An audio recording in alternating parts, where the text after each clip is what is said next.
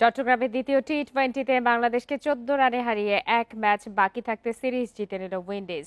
১৫০ রানের টার্গেটে লিটনরা করে ৮ উইকেটে ১৩৫ রান। টস জিতে ব্যাটিংয়ে নেমে শুরুতেই ব্রেন্ডন কিং এর উইকেট হারায় সফরকারী দল। এরপর হোপ ও অ্যাথানাজের ১০৫ রানের দারুণ জুটি, দুজনই 50 তুলে নেন।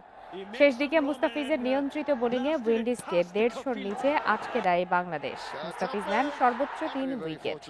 রান তাড়াই শুরুটা ভালো হয়নি বাংলাদেশের, ৫ করে আউট সাইফ। আগ্রাসী লিটন জীবন পেয়েও ইনিংস বড় করতে পারেননি। আকিলের বলে ফেলেন ২৩ রান করে। ১২ রান করে আউট হৃদয়। এক প্রান্ত আগলে ছিলেন তানজিদ। ৬১ করে তানজিদ ফেরার পর ফিনিশিং এর ভূমিকায় ব্যর্থ জাকের শামীমরা। ফলাফল এক ম্যাচ বাকি থাকতেই উইন্ডিজের series Joy.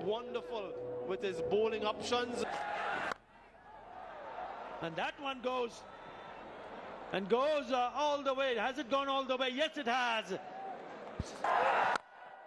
He makes some room and blasted it past the field. That's a push. Very, very fortunate. Now, that's in the air. আজকের ম্যাচ নিয়ে কথা বলতে এই মুহূর্তে আমাদের সাথে যোগ দিয়েছেন সহকর্মী মাজারুল ইসলাম। মাজার, বরাবরের মতোই বাংলাদেশের ব্যাটিং ব্যর্থতা। বাংলাদেশ কি টি-20 খেলা শিখছে নাকি ভুলছে?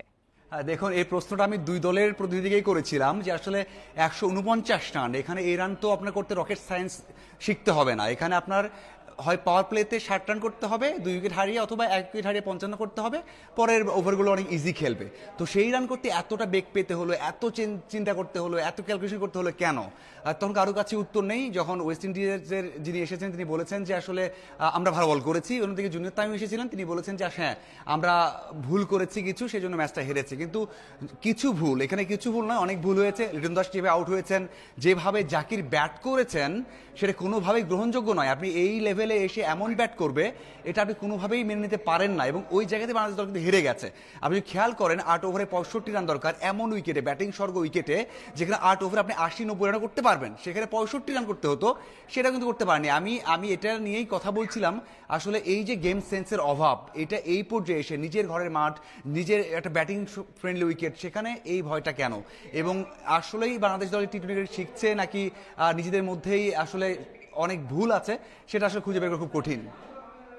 টি-20 ওয়ানডে টেস্ট কোন ফরম্যাটে বাংলাদেশ কম খারাপ খেলে?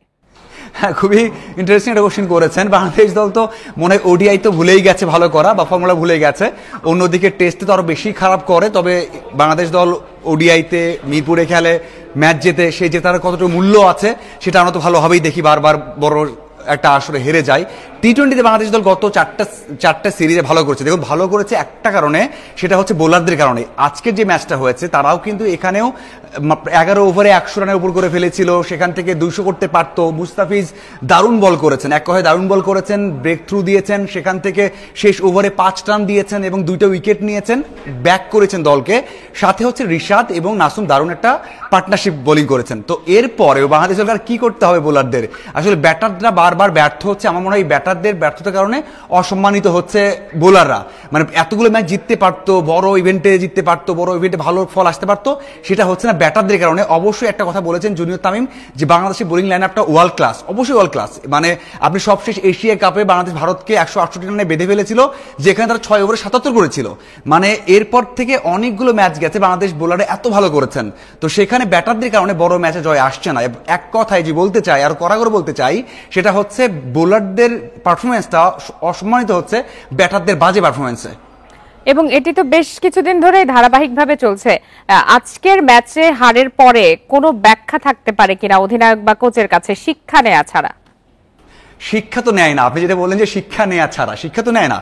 শিক্ষা নিলে তো ভালো হতো। সবশেষ ম্যাচে শামীমকে নিয়ে কথা বলেছেন লিটন দাস, যে যেভাবে আউট হয়েছেন প্রত্যেকদিন আপনি ম্যাচ উপভোগ করতে পারবেন না। লিটন দাস কি করেছেন? মানে যখন বাংলাদেশ দল ৪৮ রান ৭ ওভারে, পরে ৭ ওভারে ৪৮ করলে কিন্তু বাংলাদেশ দল ম্যাচে জিতে যায়। লিটন দাস যেভাবে আউট হয়েছেন, ব্যাট এবং প্যাডের মাঝখানে গ্যাপ রেখে, মনে হয়নি দায়িত্ব নিতে পারেন।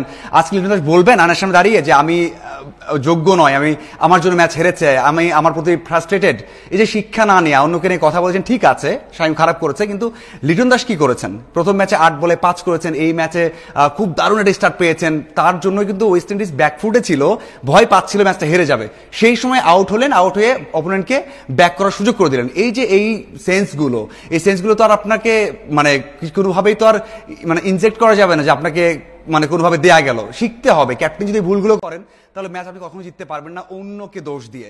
তো এই বিষয়গুলো আপনি যেটা বললেন যে শিক্ষা নিতে নেওয়া ছাড়া, শিক্ষা তো নেয় না, শিক্ষা নিলে অবশ্যই বাংলাদেশ দল এই ম্যাচ কেন 2টা ম্যাচে অনেক সহজে জিততে পারতো, একেবারেই ব্যাটিং ফ্রেন্ডলি উইকেট ছিল এটা। আজহারুল ইসলাম, আপনাকে অনেক ধন্যবাদ।